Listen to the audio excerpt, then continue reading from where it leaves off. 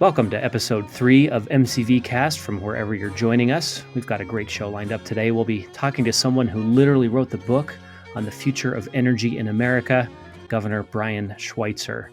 But first, we want to flag that we're recording this week's show on the morning of Thursday, April 16th, and we just got word of another attempt by the Trump administration to muscle through another attack on our clean air and water by weakening standards for mercury and other toxic metals and pollution from coal and oil-fired power plants. As we've said here on MCVcast before, lots of major setbacks to the conservation movement are happening under our noses during this era of quarantine and crisis, and now this is a developing story that we'll be keeping track of it. Let's get into it today. We are joined, as always, by MCV's Deputy Director, Whitney Taney, signing in from Bozeman, and Political Director Jake Brown in Helena. We were joking a little bit earlier about how we're not going to start this week's show by talking about the weather, although it's still snowing. So, Whitney, what are you doing to keep sane in day 800 of staying at home? Well, to keep sane, the Hubs and I have been cooking up a storm, getting out on as many walks as our toddler and dog can tolerate, reading, catching up on Ozark, and believe it or not, I'm jump roping again.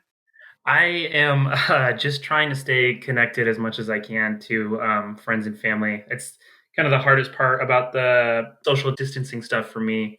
Last night, I did a trivia hour with some friends over Zoom. That was super fun. I actually took second place, which is definitely better than I would do with normal trivia. So I was kind of a big fan of that. Yeah, you nailed it last night. I was on the same game, and I sucked at it. But anyway, maybe I'll brush up on my trivia for part of my staying at home. On to more headlines today. The construction of the Keystone XL pipeline is still very much in the news this week, especially here in Montana. And Jake, I know you are tracking it. Yeah, so the future of the Keystone XL pipeline is just continuing to rapidly change. Recently, a U.S. District Judge, Brian Morris, actually canceled a pretty critical water crossing permit, saying that the U.S. Army Corps of Engineers had failed to adequately consider some of the environmental impacts on endangered species in the area, like pallid sturgeon. This is looking like it's going to be a pretty big barrier for TC Energy if they actually ever want to complete this pipeline. But oddly enough, the company is still planning to begin construction on other parts of the pipeline. Basically, the company plans to keep working on the parts of the pipeline that they do have the necessary permits for, which is going to require that the company still bring in out-of-state workers who could put northeastern parts of Montana at risk during this COVID-19 global pandemic.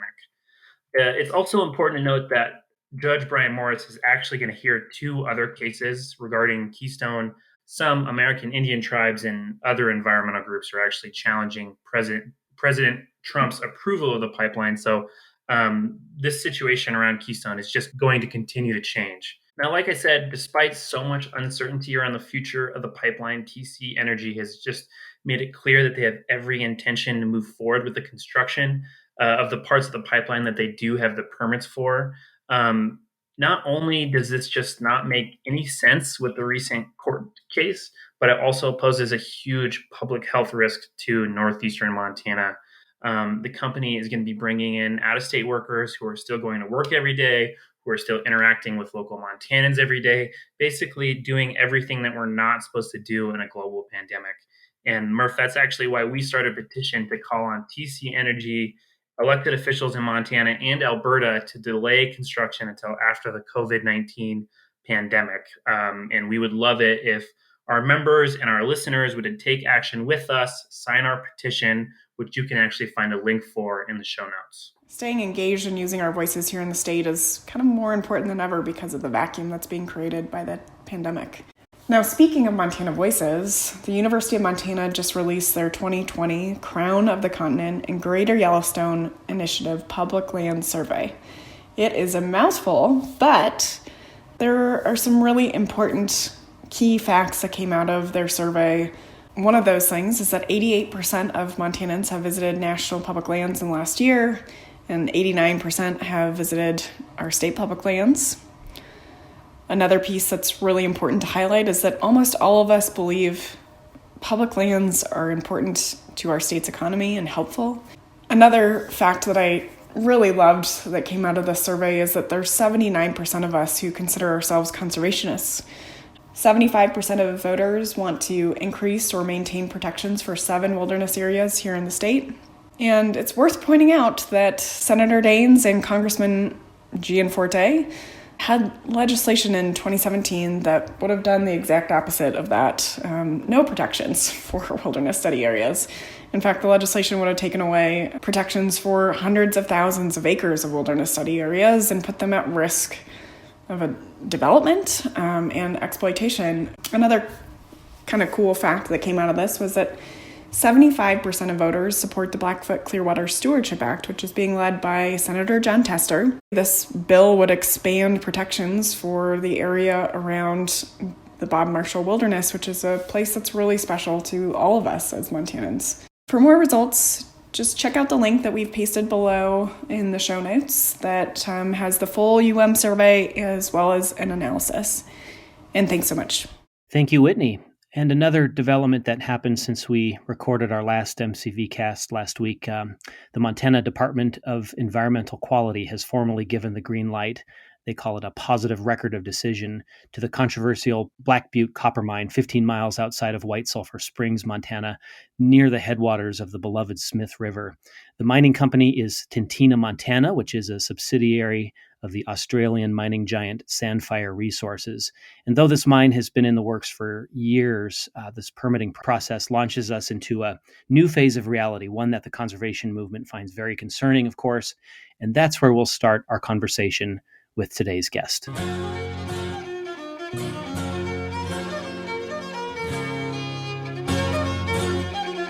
I first interviewed today's guest as a college radio reporter 20 years ago when he was campaigning for the U.S. Senate. I found him at a tailgate at a Grizz game with a giant balloon shaped like a light bulb tied to his belt, and I'm pleased to welcome one of Montana's most famous ideas people, of course, the two-term governor of Montana from 2004 to 2012. Governor Schweitzer is a farmer, a rancher, soil scientist, former chairman of the Stillwater Mining Company, innovator, inventor, battery expert. What else am I missing, Governor? Arabic speaker, had over 300 people working for him, living in Saudi Arabia when he was 26 years old. And every day was a crisis. I guess that would have prepared me for politics, except it was actually worse there than it was governor of Montana. He's also the author of a very insightful book called Power Up. Subtitle is How the Coming Revolution Will Empower You, Free Us from All Oil Wars, and Make You a Buck or Two. So we'll talk about that in a minute. Governor, let's start with news about Montana's DEQ allowing a permit for the Black Butte copper mine. We're particularly interested in your thoughts as a former mining executive. The issue, of course, is all about perpetual treatment of water. I've looked at mining ventures all over the world. As a soil scientist and a person who's been involved in the mining industry, I've had an opportunity to be involved in a lot of mines, including Black Butte. But I walk away from any of them that possess the potential of producing acid water. Just a little chemistry so everybody understands what's going on here. Every mountain, every pile of rock, even subsurface, has some water in it, no matter where you're at, even in a desert. And that pile of water is added to every time there's snow or some rain. It runs off into streams, as you know, but some of it runs right back in to the mountain, and it's a storage area. And then that mountain seeps. Sometimes there's a spring when it's a little larger, but there's always seepage going on.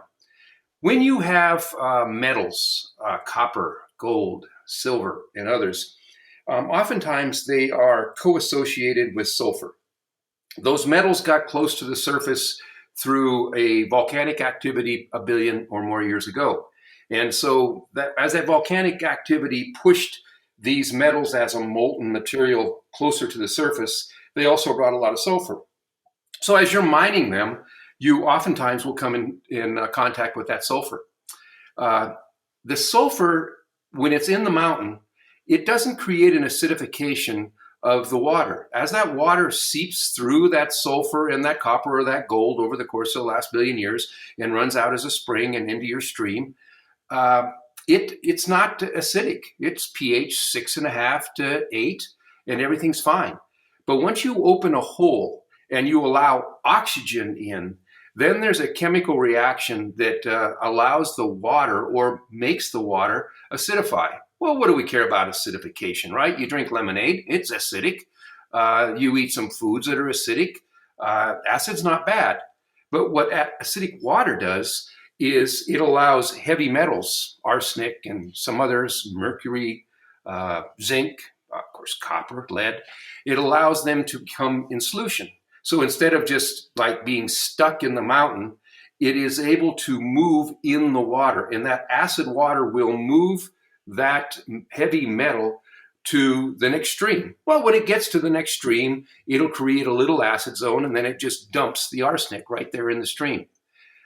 That's what, I'm not sure if the people who owned the mines in Butte 120 years ago, I'm not sure they understood the chemistry or whether they didn't care.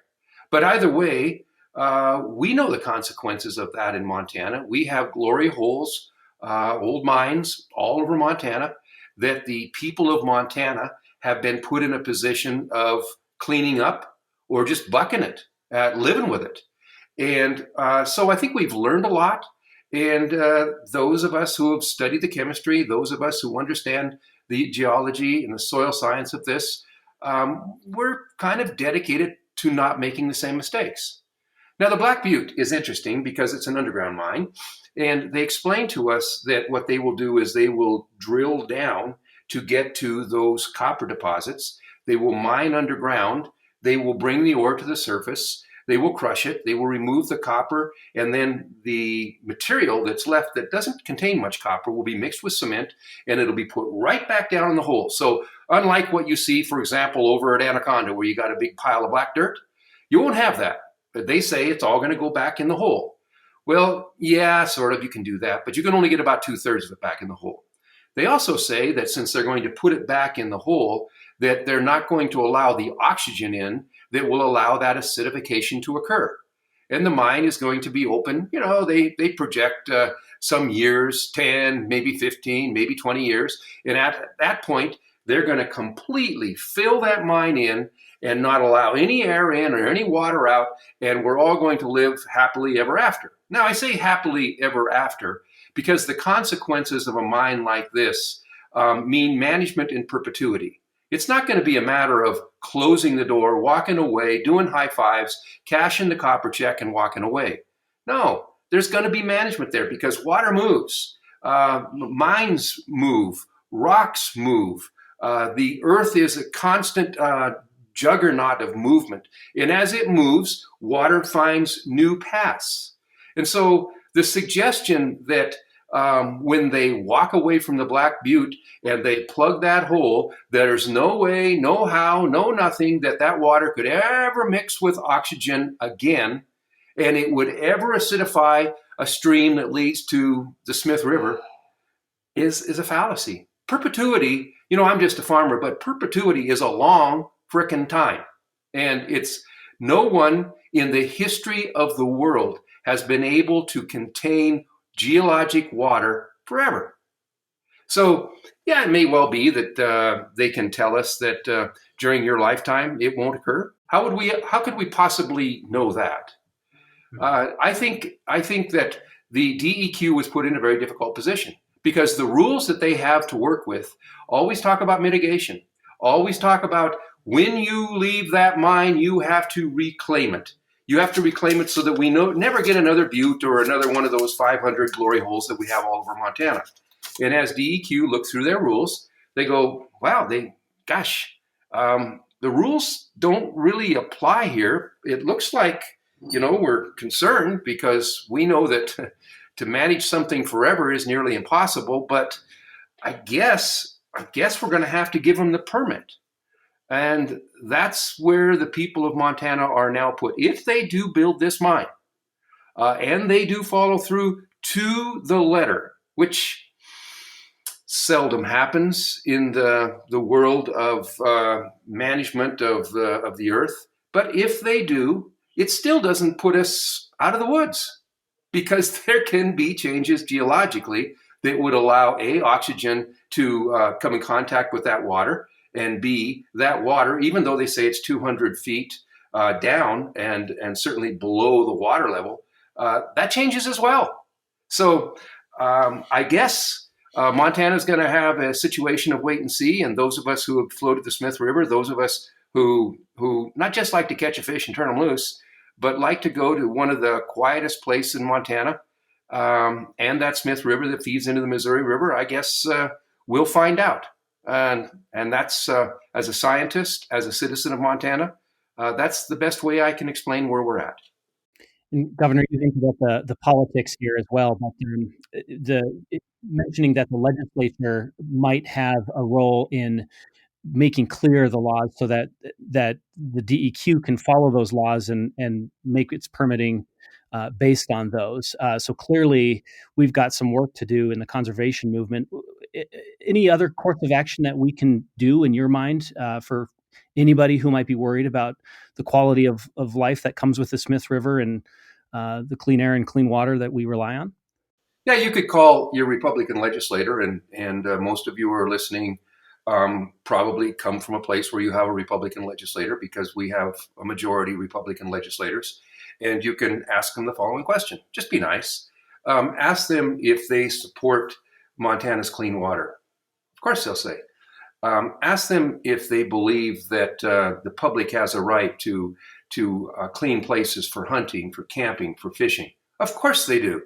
And then, of course, your follow-up question would be, how is it that you're in the Montana Republican Party? Because at least my experience, I didn't know much about politics before I was governor of Montana, but in my experience, very few Republicans are willing to vote in favor of clean water and clean air and clean places for hunting, camping, and fishing, and protecting public lands.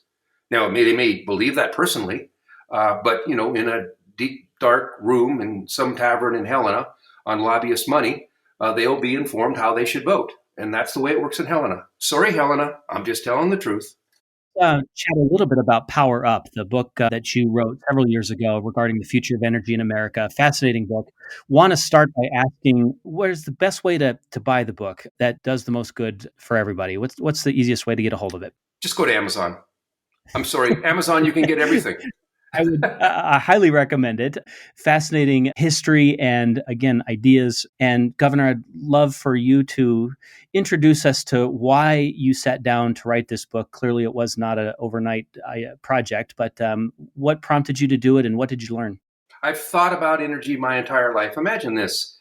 I grew up on the prairie of Montana, and we had rural electrification for the most part. But some parts of the farm, we still had windmills that pumped water for our cattle. And my father explained to me that we didn't actually get electricity until 1948, when the REA brought that electricity. And one time in a conversation with my dad, and remember, he's a German guy, so when you ask him a question, he thinks a long time before he says anything. I'm also a lot of Irish, and so that's why I can talk about things before I think about them for a long time. But anyway, my dad thought about it and he said, well, what was the biggest change in my life when those wires came? He said, well, I suppose it was that we could weld. We could weld on the farm at a little hotter temperature than we could before. Because you see, they had electricity on that farm, and so had rural Montana all the way back to the 20s. In fact, they had all the electricity they needed. The wind blows in Montana, and they had batteries in their basement. The limiting factor wasn't the ability to capture energy, as he explained. The problem was those dang batteries. They put the batteries in the basement, and they'd last about 3 years, and they were kind of expensive. If they ever got too cold, they'd freeze. And sometimes they'd even blow up. So they were a big pain in the ass. But he said, in terms of lifestyle, gosh, wind energy was just as good as the RE. So it's got me to thinking, did we make progress or not? The Jacobs brothers from Circle were the largest providers of wind chargers in America. Circle, Montana. They were selling wind chargers from Minnesota to Texas and had a great business. Well, the REA came, and, it's a wonderful thing these days. But imagine if instead of FDR, who did so many wonderful things. He put a lot of rural America to work with a lot of infrastructure projects, and some of those were great, and some of them were not as great. Some of them maybe even had some environmental damages. But the point is, he put America to work. And he had a notion. He had a notion that places that had electricity, the cities of America, he said, we cannot have centers of prosperity and areas of poverty. And he equated that to places that didn't have electrical wires. And so the utility companies, of which you should always be suspicious of, and we'll talk about that in a moment, they're all about profit. And why in the heck would they want to drag a wire some 20 miles to some little town in Montana? Sure, they'll put it in Great Falls, and they'll put it in Billings, and they'll put it in Missoula. But those little towns in between, if that wire that they were building, the shortest distance between 2 points, if it didn't run right by you, you weren't getting electricity. And so his idea was we cannot have these areas of poverty. And so he created the REA and brought that electricity. But imagine had FDR looked at it a little bit differently. Had he had a talk with some of these farmers in Montana and Nebraska and North Dakota, and he would have thought for a moment, he said, well, gosh, if we were to invest in battery technology, because they all say they have enough wind, if we invested in battery technology, if we could do a moonshot, if we could do like Kennedy said, when we're going to the moon, you don't know how you're going to get there, but you just challenge the entire world to get behind this effort. Had we done that in the 40s, imagine where we would be today. Electric cars, no problem getting 800 miles on a charge. Wind and solar would be the predominant producers of electricity worldwide. Now we're getting there. It's just taken an extra 80 years to get there. So I've had an excitement about energy my entire life. My parents, who both had 8th grade educations, they were great farmers and ranchers, great business people, but they installed solar panels on their barn, get this, 40 years ago, so that they could do embryo transplanting in their barn and raise the temperature in the winter warm enough so the vet could work in collecting those fertilized eggs from those cows and putting them in other cows so that a single cow could have 12 or 15 calves a year. Imagine, and they didn't do that because they were environmentalists. They did that because, well, an old barn, are you going to put some kind of a boiler in there and burn it down? Or even an electric might cause a fire? So they spent a little more money and they bought solar panels. But the price of solar panels, they are so inexpensive today.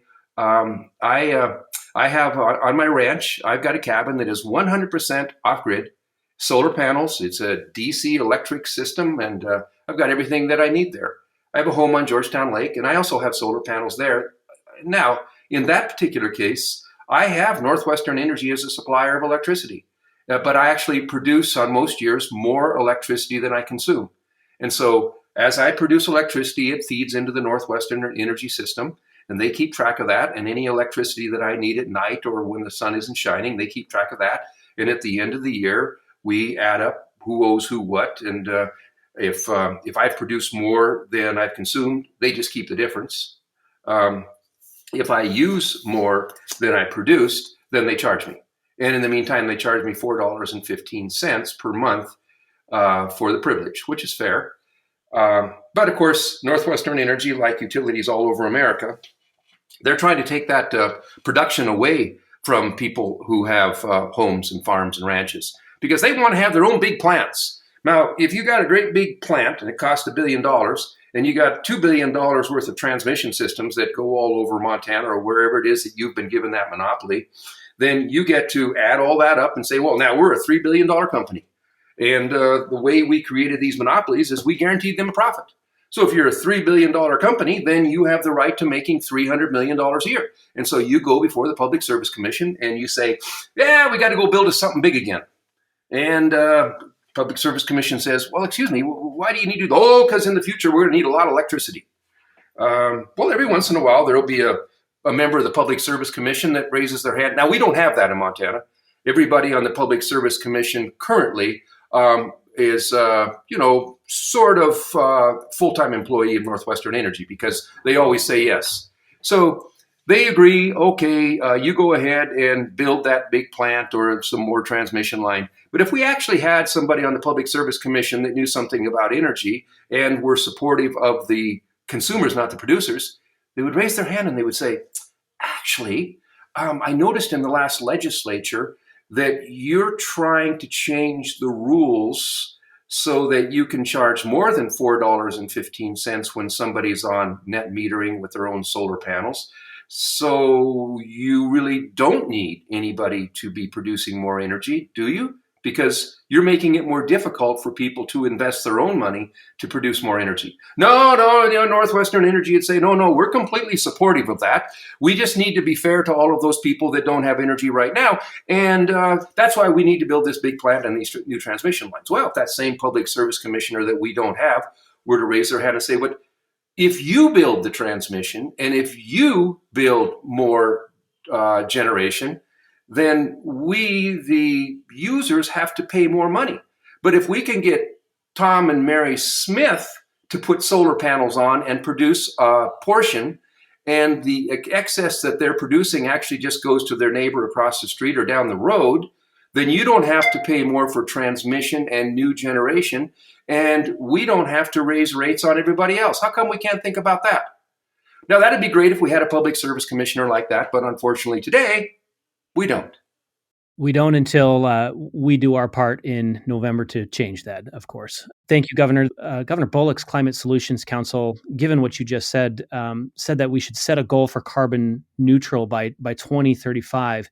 Given all of that, what will it take to get there? Do you think it's possible?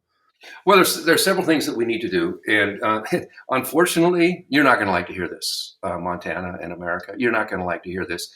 The rest of the world is ahead of us on this. For example, part of the reason Northwestern Energy will tell us that we need to invest more in these coal plants and this big central generation system that they like to build with more transmission is they say, we have to build for peak demand. We don't want to be that California that had blackouts. There's some parts of the day that we use more electricity than other parts of the day. And we have to build the system for the very highest demand on the very highest hour at the very highest day of the year. How many times have we heard that, right? Everybody talks about that. So all over the world and in some states around America, they have time of use metering, which says, I can be smarter about the use of my electricity. I wonder, some of those appliances that I have that automatically turn on in the middle of the day when people are in school and all the factories are running and we get to peak demand, I don't know why I couldn't run those at night. Or somebody says, hey, I got an idea. If I owned an electric car, and I'm mostly not driving it. You know how we are. We drive it here and there and once in a while. But when it's not driving, it's plugged into the electric grid. And when the price of electricity is low because it's time of use, you would charge up that battery. And then maybe another time when the price of electricity is high and you're at home, you use that battery. So the battery actually is a solution to all of this. But the things that will push that are time of use metering. The renewable portfolio standard that we passed 10 years ago is very important, but it's only 15%. And listen, we can get a lot further than that in Montana. We have great solar resources in Montana, great wind resources in Montana.